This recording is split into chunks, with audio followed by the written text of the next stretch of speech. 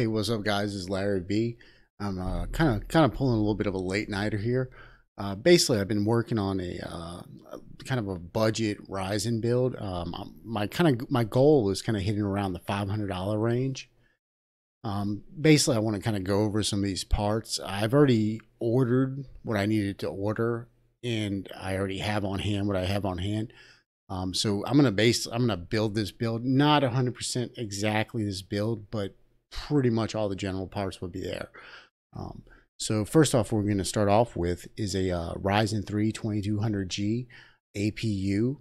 And for now, this is going to basically cover the graphic sides of things. I guess I should probably go over what this will be. Basically, what this is going to be is like an entry level gaming rig on a budget, $500 and under. So for the CPU, what I'm going with is going to be the AMD Ryzen 3 2200G with its onboard graphics. For the motherboard, I'm going to go with the Gigabyte GA AB35M Gaming 3. Really, for this, the main reason I'm going for it is just it's in a decent price range. $90 isn't too bad for a motherboard. You can get cheaper. But go much cheaper than I start feeling a little weary. For the RAM, for it this being an APU, you're gonna want as fast a RAM as possible. This board takes up to 3200, so that's what I would go for. I would love to see 16 gigs in it, but just with the price of RAM right now, that's just not very realistic. In my personal opinion, if you spend much more than this on RAM, you might as well just stick to 8 gigs of RAM and buy a dedicated GPU. For the storage, I've been kind of back and forth on this one. I picked a 250 gig SSD and a 1 terabyte hard drive. That it's pretty significant portion of the price. You could go the route of like pure SSD. If you maybe got like a 500 gig, it would be around the same price, but you'd end up with a lot less storage. Or you could go the route of like a hybrid hard drive for like a 1 terabyte. That would actually only be about $75 for one of the Seagate ones. And I mean, I've used them. They're actually pretty decent. But yeah, I'll leave the SSD in there and do the 1 terabyte hard drive. Really, the storage, there's a lot of room for play on the storage.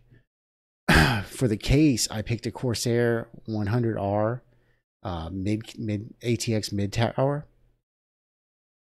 The case is another spot where you can really kind of pick and choose. You can go really cheap and get like a $25 case, or you can go expensive. Personally, I would suggest sticking to minimum the $50 range. Now this case I think only comes with one exhaust fan, a rear exhaust. For what's in the computer at the moment, I mean that's probably going to be all you need. There's another one that was like I think another $10, another Corsair that looked pretty good that came with two fans. But just to try to keep the price in check, I kind of drop back down to this one. Once again, the case, you have a lot of room for play. Lastly, there's going to be the power supply. For this, I'm just doing a CX500. There's a lot of hate on these CX500s. I personally own 2 of them. And I've yet to have. I've used whenever I have in my main system a Seasonic X850. It's given me a couple problems along the way, and every time it's given me problems, I've pulled it out of my system to ship it out and put a CX500 in my system, and that CX500 ran a 980 Ti and it's ran a 1080 Ti. So if that CX500 can handle my high-end 1080 Ti, 980 Ti's, it can handle anything this system can throw at it. As you can see here, at least for the moment, this comes in at right under $500. Now, depending on how you want to do it, you could definitely bring it down some. I mean, if you wanted to go with a cheaper case, you could drop 25 off of it. If you wanted to go with just say like a hybrid hard drive, you could drop $40 off of that right there. you could drop more money off with a cheaper power supply, you know, or you could take all that and put it into getting more RAM. Like I said, I would probably try to stay in the 3,000 to 3,200 area for RAM. But like I said, if you start spending too much more for RAM, I mean, you might just want to look into a dedicated card. Now, for the system, it should do pretty well as an entry gaming system. The whole purpose behind it would be to get you on a computer that can do some gaming. You know, you may not be maxing out AAA games, but you should be able to do most games at probably like 1080p. Maybe you have to drop down to 720p. You know, medium, low settings. I mean, you're going to have to sacrifice some things. But the eventual goal of this system would be to put a dedicated graphics card in it. Even wait till the graphics card prices come down, or wait until the new stuff comes out. You know, or maybe buy a used mining card or something. You know, hopefully they'll be pretty cheap if the mining craze dies. You know, it seems like the prices are still kind of staying around, but the mining's kind of dying. As far as GPU mining, there's maybe still some money in it, but it's not what it was. I mean, maybe it might increase, maybe it might not. I don't know. That's outside the scope of this video. But you know, that's really all I had right now. So basically, this is the system that I'm currently working on building. I'm gonna do a most likely, once I get the parts, I'll kind of put them all together.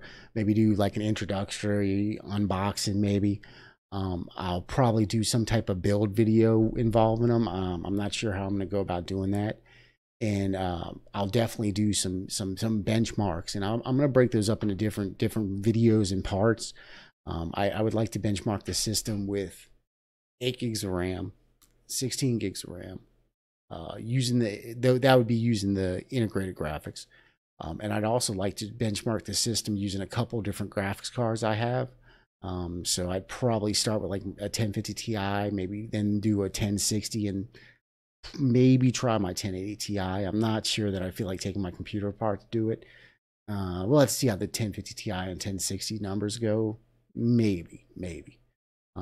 But other than that, that's really all I have. You know, if you're interested in this build, you know, leave a comment below, subscribe if you like, and you know, I'll keep y'all updated. Thanks for watching.